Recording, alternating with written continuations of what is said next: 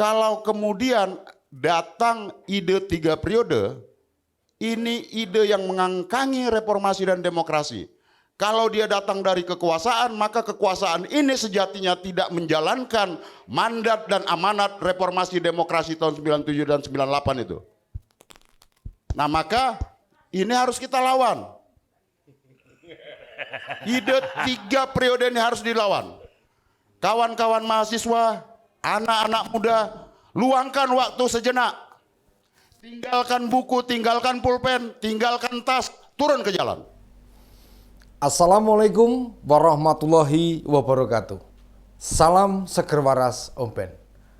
Anggota DPR RI dari fraksi PDI Perjuangan, Masinton Pasaribu, mengatakan tidak ingin sejarah diturunkannya Soeharto terulang pada era Presiden Joko Widodo.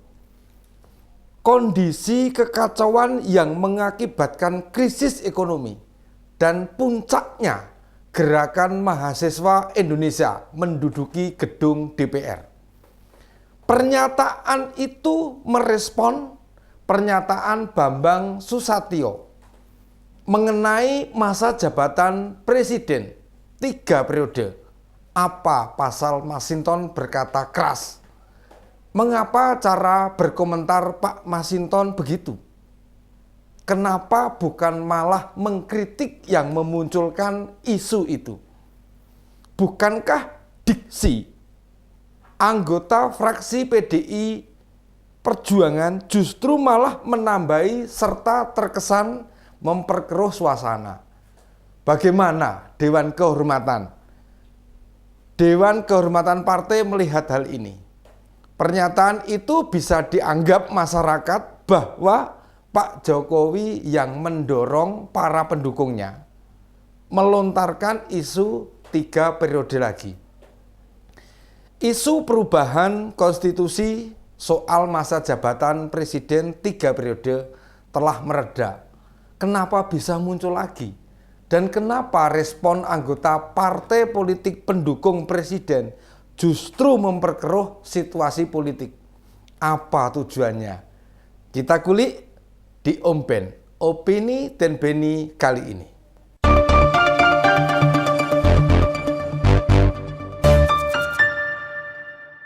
Isu perpanjangan masa jabatan presiden sebenarnya isu basi.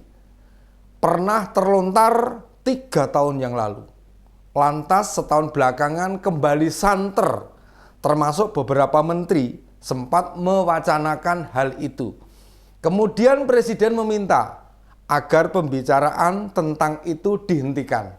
Sebab Presiden Jokowi konsisten dan patuh pada konstitusi. Tapi minggu lalu, Ketua MPR dari Partai Golkar, Pak Bambang Susatyo, merespon hasil survei poltreking yang menyajikan hasil 73% rakyat puas dengan kinerja pemerintah.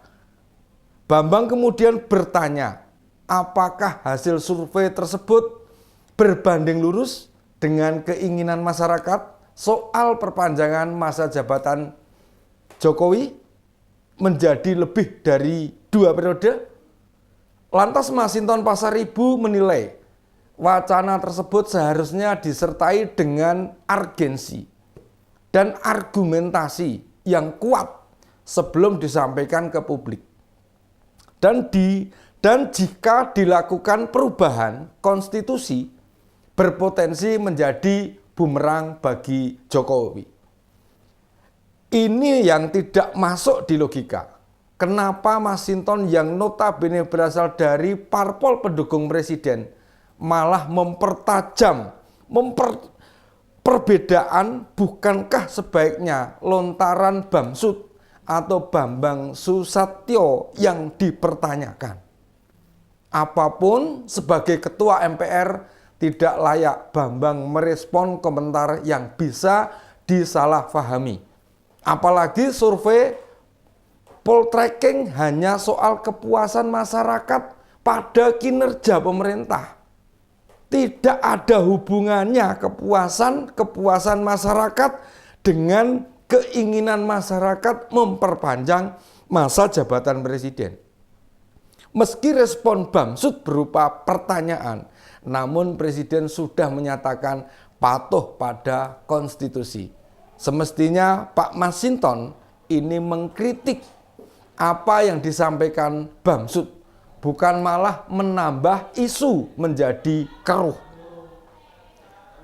Pernyataan kemungkinan perpanjangan masa jabatan bisa mengulangi zaman Soeharto makin menunjukkan penyesatan serta salah persepsi antara survei poltreking dengan kepentingan kedua tokoh politik ini.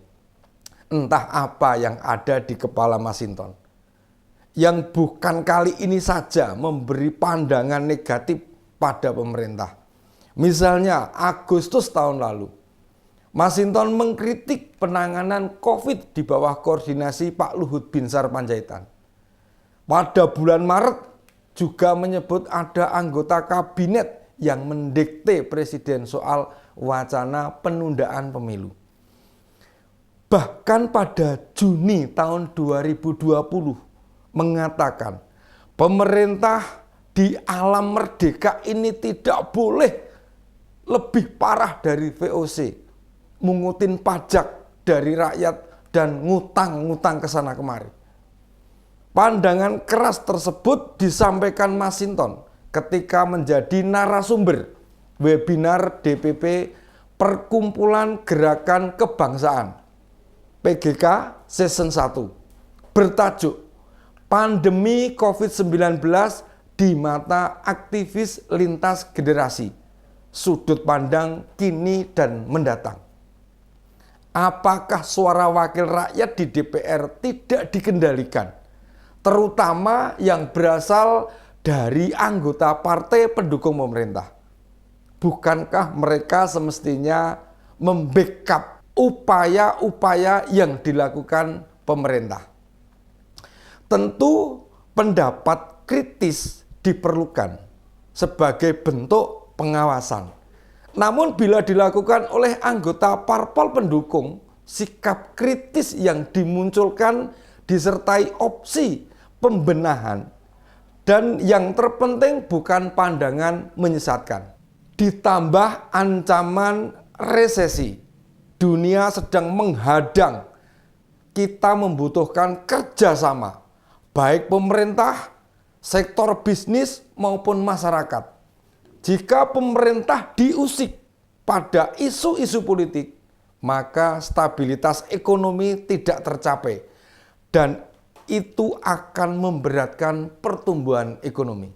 Pimpinan partai politik, pendukung pemerintah maupun pimpinan fraksi harus tegas pada anggota DPR yang membuat polemik. Bagaimana Pak Utut?